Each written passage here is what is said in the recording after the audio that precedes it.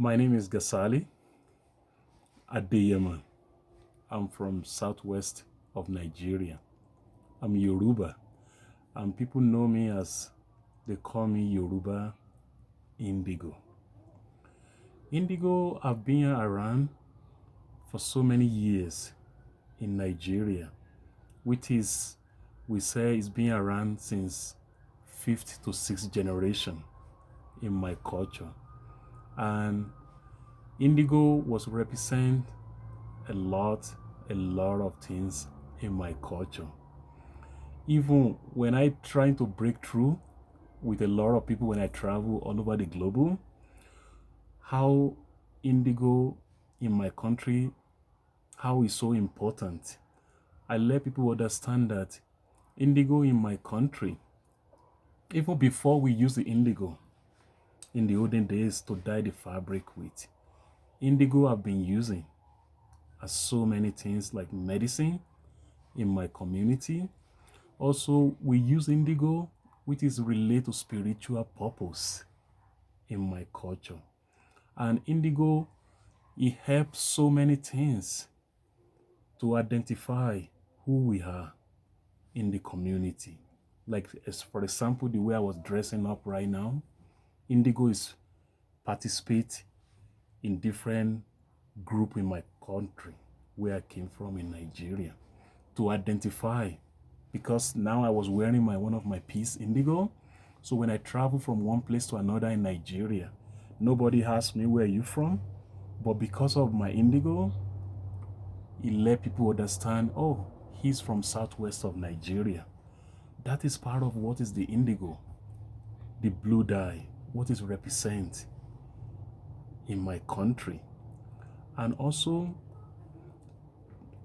Yoruba indigo, sometimes it's very hard for me to say it in English. That is why I always want to say it in my language, which is called Yoruba, because we don't really call it in English in indigo. That's why I like to say it in Yoruba. We call it Aro. Also, we call it Aro Ibile. Also, we call it Aro Ikoko, because it was a traditional dye. And that is why we pray every day that indigo will never die, because it was a blessing to my community, to my culture, to Yoruba people, to Nigerian people where I came from. And also, indigo in my culture, a lot of questions I run to when I travel all over the world. People even ask me, oh, Gasali, do you have your indigo farm? I don't. I don't grow indigo.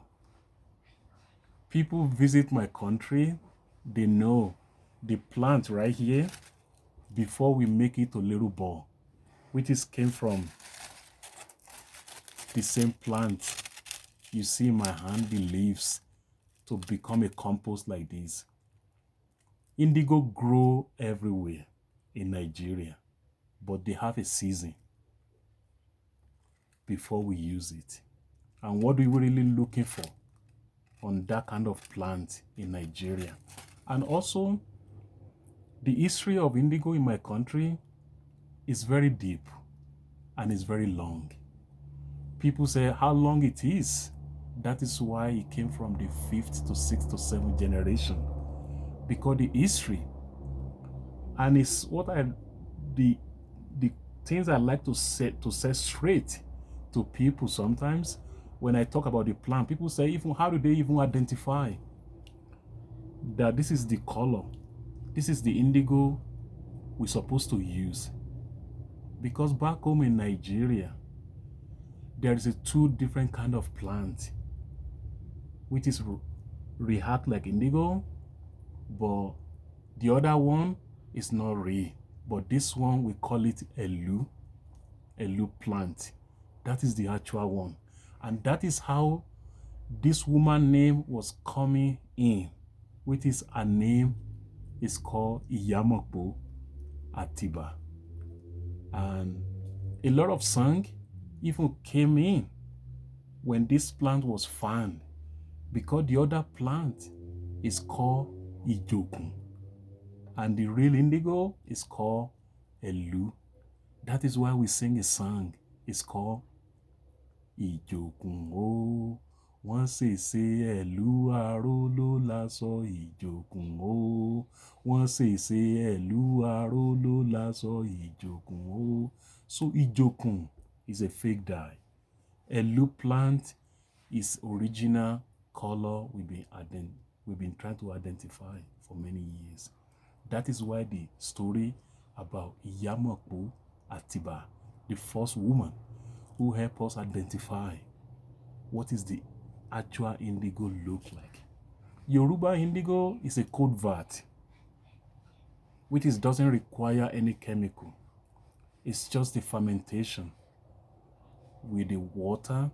Also, we use wood ash for the alkaline for fermentation, and you need to sit for 5 days. Also, you have to check the dye vat every day to store it, to mix it together, to see the reaction. There's no secret about that.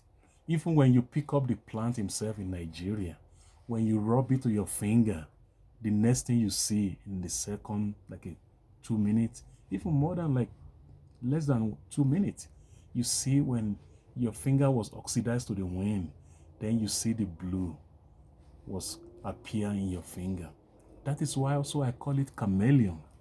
It changed from the green to the blue. Yoruba indigo is very powerful. That is why when I go all around southwest of Nigeria, there's so many dyer, and Osogbo is one of them. Abeokuta is one of them. Ibadan is one of them. That is why we say it in my language, Arumbelu Sogbo, Olosogbo se Wunilo. There is a lot of indigo in Osogbo. That is why people love to visit us in Osogbo. And then we sing a song, Osogbo, Ìlú Aro, Oroki Asala, Are Opeta, and so on, and so on, and so on, and so on. Indigo, it was a blessing in my culture, and it was a healing. It relates to spiritual purpose. Even before we find out about this Elu plant indigo to dye with the fabric, we've been using indigo as a medicine, as a healing, and to ward a lot of viruses away in my culture. And then we paint the houses with indigo when I was a little kid, when I was growing up, because the smelling. And indigo and mosquito in Africa, they are not friends. So mosquito even doesn't like indigo. That is why we pray every day that indigo will never die. Indigo stay as long the planet is still exists. And even you can see behind me some of my blue in my studio. Plus I have a piece right here. This is one of my pieces with tie-dye, and also dye with the same plant right here, indigo. And another one right here, another tie-dye. It was dye with this same plant. Thank you so much.